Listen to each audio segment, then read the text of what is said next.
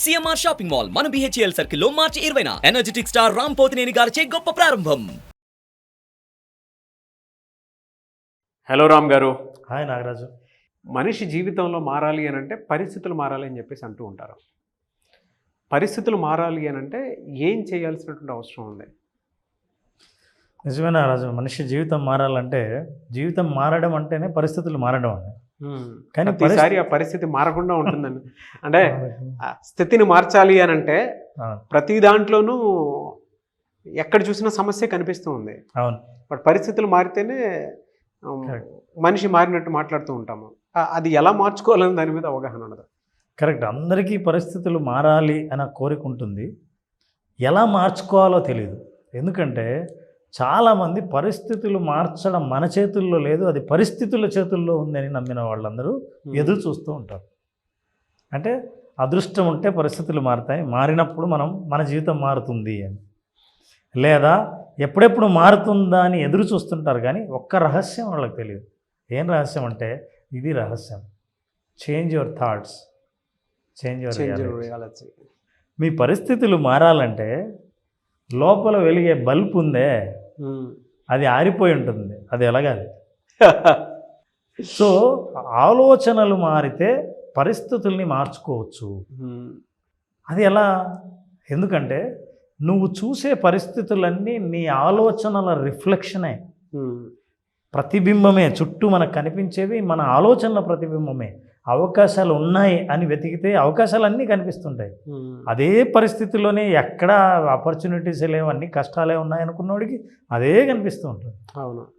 So ఇప్పుడు మీరు ఏ పరిస్థితులు మార్చాలని అనుకుంటున్నారో దానికి సంబంధించిన థాట్స్ని మార్చినప్పుడు మనిషి ఈ విశ్వమే చాలా కొత్తగా కనిపిస్తుంది. ఈ చుట్టూ ఉన్న పరిస్థితులు తనను ఆహ్వానిస్తున్నట్టుగా ఫీల్ అవుతాడు. తను అనుకున్నట్టుగానే ఈ పరిస్థితులన్నీ ఉంటున్నాయి అనే అనిపిస్తుంది.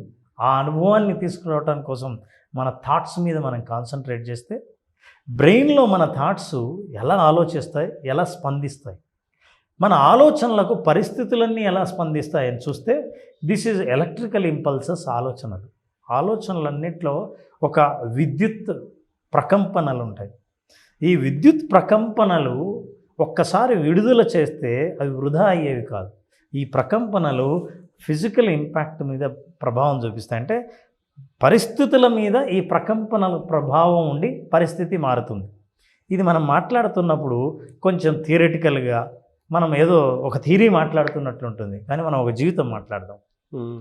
జీవితం ఎలా అంటే ఎవరైనా సరే నా పరిస్థితులు మారితే జీవితం బాగుంటుందని ఎదురు చూసేవాళ్ళు, పరిస్థితిని ఎట్లా మార్చుకోవాలో తెలియని వాళ్ళు ఆలోచనల ద్వారా పరిస్థితులు ఎలా మారుతాయో చూద్దాం. ఒక పేద కుటుంబం నాగరాజు. పేద కుటుంబం అంటే దౌర్భాగ్య స్థితిలో ఉన్న ఒక కుటుంబం, ఎక్కువ మంది పిల్లలుండి ఒక మురికివాడలో నివసిస్తూ ఉండి ఇల్లు కూడా లేని పరిస్థితిలో, తండ్రి వదిలేసిపోతే తల్లి మాత్రమే వాళ్ళని చూసుకోవాల్సి వస్తే, వదిలేసిన తండ్రి తిరిగి వస్తే పిల్లల్ని కొడుతున్నాడని చెప్పి ఆ తండ్రిని కొట్టి జైలుకి వెళ్ళిన తల్లి, ఆ తల్లి జైలుకి వెళ్ళిన విషయం పిల్లలకు తెలియదు. ఇంకా అమ్మ రాలేదే అని ఎదురు చూస్తున్నారు. సో ఇంటికి అమ్మ రాకపోతే వస్తుందిలే అని ఎదురు చూసిన వాళ్ళకు అమ్మ జైల్లో ఉందన్న విషయం ఎప్పుడు తెలిసిందంటే వాళ్ళ మేనమామ, ఆ పిల్లల మేనమామ ఆ యాక్సిడెంట్ గురై చనిపోతే ఆ అంత్యక్రియలకు పోలీసులు చేతులు గొలుసులేసి తీసుకొచ్చినప్పుడు అమ్మను అరెస్ట్ చేశారన్న విషయం పిల్లలకు తెలిసింది. ఇంతటి దౌర్భాగ్య పరిస్థితుల్లో బాల్యం ఉన్నప్పుడు మీరు ఎవరినైనా అడగండి, ఎందుకు మీ లైఫ్ ఇలా ఉంది అంటే వాళ్ళ గతాన్ని తవ్వుతారు. నేను ఏ బ్యాక్గ్రౌండ్ నుంచి వచ్చాను, నా తల్లిదండ్రులు ఎలా ఉండేవాళ్ళు, మా ఆర్థిక పరిస్థితి ఎట్లా ఉండేది, నా కులము గోత్రము, బ్యాక్గ్రౌండ్ను ఎప్పుడైతే మనం గుర్తు తెచ్చుకుంటామో ఇక ఫోర్గ్రౌండ్ అంటే మనకు ముందర ఉన్న భవిష్యత్తు కూడా ఇట్లాంటిదే రిపీట్ అవుతుందన్న భయం వాళ్ళలో కనిపిస్తుంది, ఆందోళన కనిపిస్తుంది, అపనమ్మకం కనిపిస్తుంది. సో మనిషి ముందుకు వెళ్ళలేమని అట్లాంటి బాల్యం గడిపిన ఒక వ్యక్తి జీవితంతో పోరాడాలి, జీవితంలో నిలదొక్కుకోవాలి. ఇవన్నీ చూసిన తర్వాత పేదరికం, తర్వాత నిరక్షరాస్యత, డ్రగ్ అబ్యూస్, ఇవన్నీ నా జీవితంలో ఉండకుండా ఉండాల్సిన జీవితం నాకు కావాలి అని కోరుకున్నాడు. కానీ ఎలా జీవితం, అందరి పరిస్థితులు మారాలి, ఎట్లా మారుతాయి అని అనుకొని మనం వాళ్ళ అమ్మను ఆ అంత్యక్రియలకు తీసుకొచ్చినప్పుడు పిల్లలు ఏడుస్తూ ఉంటే దగ్గరికి వచ్చి ఒకే ఒక మాట చెప్పిందంట అబ్బాయి, ఎవరిని నమ్ముకోవద్దు, నిన్ను నువ్వే నమ్ముకో, నువ్వే నీ జీవితాన్ని మార్చుకోగలవు అని చెప్పి మళ్ళీ జైలుకెళ్ళింది. ఈ ఒక్క మాట, అమ్మ చెప్పిన ఈ ఒక్క మాటగా అప్పుడు ఆ బాల్యంలో అర్థం తెలియదు, కానీ ఒక్కొక్క జాబ్ చేసుకుంటూ, ఒకరి కింద అసిస్టెంట్గా పనిచేస్తూ, ఒక ల్యాబొరేటరీలో అసిస్టెంట్గా పనిచేస్తూ, ఒక మెడికల్ కంపెనీలో సేల్స్ మ్యాన్గా పనిచేస్తూ చాలా కష్టపడి జీవితం ఎట్లాగైనా మారుతుంది అని ఓ రోజు ఓ ఆఫీసులో చుట్టూ ఉద్యోగాలు తిరుగుతూ వెళ్తుంటే సడన్గా రోడ్డు మీద ఓ వ్యక్తి రెడ్ కార్ ఫెరారీలో వచ్చి రోడ్డు మీద ఆగాడు. అతని డ్రెస్సింగ్ చూస్తే వండర్ఫుల్గా ఉంది, ఎందుకంటే తన పేదరికంలో ఎవరు ఇంత అద్భుతంగా డ్రెస్ వేసుకున్న వాళ్ళని ఎప్పుడు చూడలేదు. ఎంత అద్భుతంగా ఉన్నాడు ఈ మనిషి అనేది ఆ రెడ్ ఫెరారీలోంచి దిగాడు. దిగుతూనే ఇంత బాగా డ్రెస్ వేసుకొని ఇంత కాస్ట్లీ కారులో దిగాడు. ఇది మనిషికి సాధ్యమేనా? ఎందుకంటే నాకు తెలిసిన జీవితం అంతా పేదరికమే. డబ్బు కోసం, ఒక జాబ్ కోసం, తిండి కోసం ఎప్పుడు వెతుకులాటే. కానీ ఇతని రిచ్నెస్ చూస్తుంటే అద్భుతంగా ఉంది అని అనిపించి వెంటనే మనసులో నేనే గనక ఇట్లాంటి కారు కొంటే, నేను ఇదే స్థితిలో ఉండగలిగితే ఎంత అద్భుతంగా ఉంటుంది అని అనుకొని ఎందుకు ఉండకూడదు అన్న ప్రశ్న వచ్చింది. ప్రశ్న వస్తూనే అంత పేదవాడు జాబు వెతుకుతున్న వ్యక్తి ధైర్యంగా ముందుకెళ్ళి అతన్ని ఆపి అడిగాడు, సార్ మీరు ఏం పని చేస్తారు ఇంతకీ అని. ఆ ధైర్యం చూడండి. అంటే నువ్వు ఏదైనా తెలుసుకోవాలనుకుంటే దూరం నుంచి చూసి ఏమోలే సాధించుంటాడు అనుకోవచ్చు, కానీ ఆయనకి వెళ్ళి మీరు ఏ జాబ్ చేస్తారండి ఈ స్థితికి రావడానికి కారణం అని ఆయన అన్నాడు, నేను స్టాక్ మార్కెట్లో పనిచేస్తాను, స్టాక్ మార్కెట్ని ట్రేడింగ్ చేస్తాను అని. అరే అవునా, అసలు ఏంటి స్టాక్ మార్కెటింగ్ అని అనుకుని ఆయన వెళ్ళిపోయిన తర్వాత స్టాక్ మార్కెట్ కంపెనీల దగ్గరికి వెళ్ళాడు. కంపెనీలకు వెళ్ళి తనకు ఏదో ఒక జాబ్ ఇప్పించండి అని చెప్పి మెల్లిగా ఒక జాబ్లో చేరి మెల్లిగా తన పర్ఫార్మెన్స్ని పెంచుకోవడానికి ప్రయత్నించి చాలా కష్టపడి ముందుకెళ్తూ దీంట్లోనే రావాలని అతని మైండ్లో విజువల్ ఒకటే ఉంది, అట్లాంటి రిచ్ కారు కావాలి, అట్లాంటి రిచ్నెస్ని నేను సాధించాలి అని.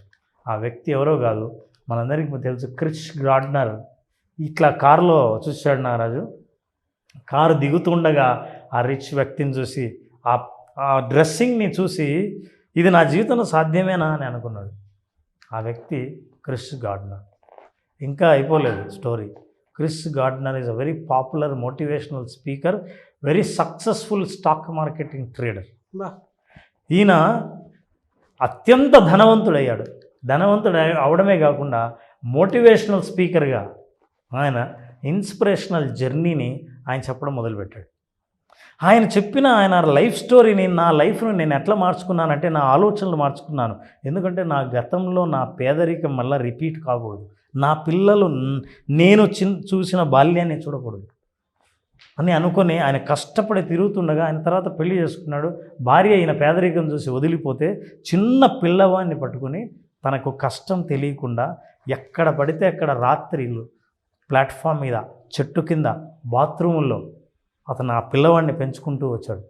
తెలియకుండా ఆ పిల్లవాడి కష్టం, ఆ పిల్లవాడు ఏమనుకునేవాడంటే ఇది మా ఇల్లేమో, ఈరోజు మా ఇల్లు ఇదేమో అని అనుకునేటట్టు పెంచాడు. అయితే మోటివేషనల్ స్పీకర్గా ఒకరోజు ఆయన తన జీవిత చరిత్రను, సక్సెస్ అయిన తర్వాత తన జీవిత చరిత్రను చెప్తూ ఉంటే ఎవరో ఈ స్టోరీ చాలా బాగుందండి, మీరు పుస్తకం రాస్తే బాగుంటుంది కదా అని అన్నాడు. ఆయన పుస్తకం రాశాడు. ఈ పుస్తకం విపరీతమైన పాపులర్ అయింది, చాలామంది చదవడం మొదలుపెట్టారు. ఇంత పేదరికం నుంచి వచ్చి మనిషి తన పరిస్థితులను ఆలోచనల ద్వారా మార్చుకోవచ్చా అని ఈ పుస్తకం అందరూ చదివిన తర్వాత ఇది పుస్తకమే ఎందుకు ఉండాలి, దీన్ని సినిమా తీయచ్చు కదా అని అనుకున్నారు. హాలీవుడ్లో అద్భుతమైన ప్రొడ్యూసర్స్ అందరూ నేను తిన్న సినిమా తీస్తానంటే అప్పుడు ఆయన అనిపించింది, నేను డబ్బు సంపాదించాను కదా, నేనే పెట్టుబడి పెట్టి సినిమా తీస్తాను, ఇది ఎందుకు తీయకూడదు అనే ధైర్యం వచ్చింది. అతను తీయాలని ముందుకు వచ్చిన హీరో ఎవరో కాదు, Will Smith. The pursuit of happiness. బాబా, ఈ పర్స్యూట్ ఆఫ్ హ్యాపీనెస్ జీవిత కథ క్రిస్దే. క్రిష్ గార్డ్నర్ స్టోరీనే విల్ స్మిత్. ఆ విల్ స్మిత్ కొడుకుగా నటించిన వాడు జేడ్ స్మిత్, అతని ఒరిజినల్ కొడుకే. మొట్టమొదటిసారిగా అకాడమీ అవార్డు విల్ స్మిత్కి ఈ సినిమా వల్ల వచ్చింది. Own son, own son. సినిమాలో యాక్ట్ చేసింది his real sun. One of my all time favourite movie ఈ మూవీ చరిత్ర. ఈ మూవీకి నాకు అంత అభినవ సంబంధం ఉంది. నేను ఎప్పుడు లోలో ఉన్నా, ఎప్పుడు డల్ అయినా సరే ఈ మూవీ చూసి ఇన్స్పైర్ అయినటువంటి సందర్భాలు చాలా ఉన్నాయి. బ్లడ్ అమ్ముకొని వాష్రూమ్ దగ్గర చేసి కొడుకుని నిలబెట్టుకుంటూ తన జీవితాన్ని నిలబెట్టుకోవడానికి ప్రయత్నం చేసేటువంటి ఒక తండ్రి పోరాటం వెరీ ఇన్స్పైరింగ్ అండి. చాలా నేను ఈ రోజుకి లోలో ఉన్నప్పుడు కొన్ని సీన్స్ చూస్తుంటాను. వీళ్ళిద్దరు మాట్లాడుకుంటూ వెళ్తుంటారు కదా, తండ్రి కొడుకులు ఇద్దరు మాట్లాడుకునేటప్పుడు తండ్రి కొన్ని విషయాలు చెప్తుంటారు. డాడ్ మమ్మీ ఎప్పుడు వస్తుంది అని చెప్పేసి అడుగుతుంటే, లైఫ్లో ఒక 3 విషయాలు బాగా గుర్తుపెట్టుకో. నీ జీవితాన్ని నువ్వే జీవించాలి, నీ కోసం ఎవడు అది వాళ్ళ అమ్మ చెప్పిన మాట, నీ కోసం ఎవడు రాడని. వెరీ ఇన్స్పైరింగ్ అండి. అసలు పిల్లడు కూడా తనకు కావాల్సినటువంటి ఏ విషయాన్ని అడిగినా తండ్రి ప్రాక్టికాలిటీ చూపించి రేపు వెళ్దాం ఎల్లుండి వెళ్దాం అని చెప్పి తనకు కావాల్సిన విధంగా జీవితాన్ని లీడ్ చేసే ప్రాసెస్ చూపిస్తూ ఉంటాడు. చూసారా, వెరీ గ్రేట్. నాకు బాగా నచ్చింది సరే. ఇప్పటికీ ఎమోషనల్ అయ్యేటువంటి సీను నాకు మా అబ్బాయి గుర్తొస్తూ ఉంటాడు. ఎప్పుడైనా ఖాళీగా ఉన్నప్పుడు అర్ధరాత్రి మనకి నిద్ర పట్టకపోతే pursuit of happiness cinema open చేసి చూస్తూ ఉంటాను. బయట నుంచి డోర్ కొడతనే ఉంటారు, ఈయన లోపల వాష్రూమ్లో ఉండి కొడుకుని పట్టుకుని ఏడుస్తుంటాడు. అసలు ఆ సీన్, అది రాత్రిళ్ళు నిరుద్యోగులకు ఏ ఇల్లు లేని వాళ్ళకి ఇచ్చే ఒక హాస్టళ్లలో ఉండి రోడ్డు మీద బ్రతికి అట్లా పైకి వచ్చాడు క్రిస్ గార్డ్నర్. ఇంకా తమాషా ఏంటంటే దీని వెనకాల చాలా ఇంట్రెస్టింగ్ స్టోరీ. వైఫ్ కూడా భలే చెప్తుంది సార్. అసలు అంటే నాకు పాయింట్ తిరిగి వస్తుంది మళ్ళీ.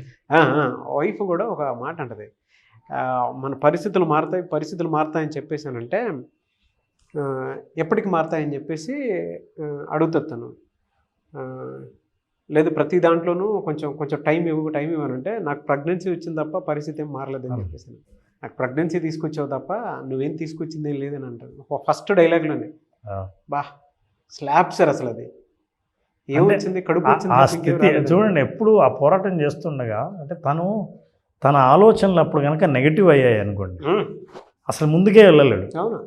ఆ తర్వాత కంపెనీ తనే స్టార్ట్ చేసి దాని CEO అయ్యి అద్భుతంగా సంపాదించాడు, ధనవంతుడయ్యాడు. జనరల్గా నాగరాజు హ్యాపీనెస్ స్పెల్లింగ్ HAPPINENESS. కానీ ఇతను పేదరికం అనుభవిస్తున్నప్పుడు ఒక హాస్టల్లో ఉండగా ఎవడో ఏదో బయట ఒక బోర్డు రాశాడు. అక్కడ నిరక్షరాస్యత, సరిగ్గా చదువు కూడా రాదు. వాళ్ళు ఎవరో బోర్డు రాస్తే హ్యాపీనెస్ అని ఇలా రాశారు. ఒక షాప్ పేరు హ్యాపీనెస్ అని. అతను ఎప్పుడు వచ్చినా దాన్ని చూసేవాడు. అది బాగా ఇంప్రెస్ అయ్యి దాన్నే వాడదామని చెప్పి స్పెల్లింగ్ HAPPY రాశాడు, హ్యాపీనెస్ అని. $300 మిలియన్ సంపాదించిన సినిమా ఇది. చెప్తున్నాను కదా సార్, నా ఆల్ టైమ్ ఫేవరెట్ మూవీ.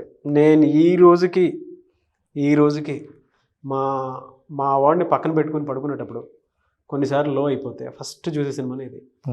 నాకు చాలా విషయాలు గుర్తొస్తుంటాయి. బ్లడ్ అమ్ముకొని కొడుకుని కాపాడుకోవడం కోసం, కెరీర్ని కాపాడుకోవడం కోసం, కొడుకు ప్రశ్నలకు సమాధానం ప్రతిసారి నాకు తెలియదు వాళ్ళ అబ్బాయి అని చెప్పేసి నేను చెప్పిన తర్వాత తెలిసిందే. Own son.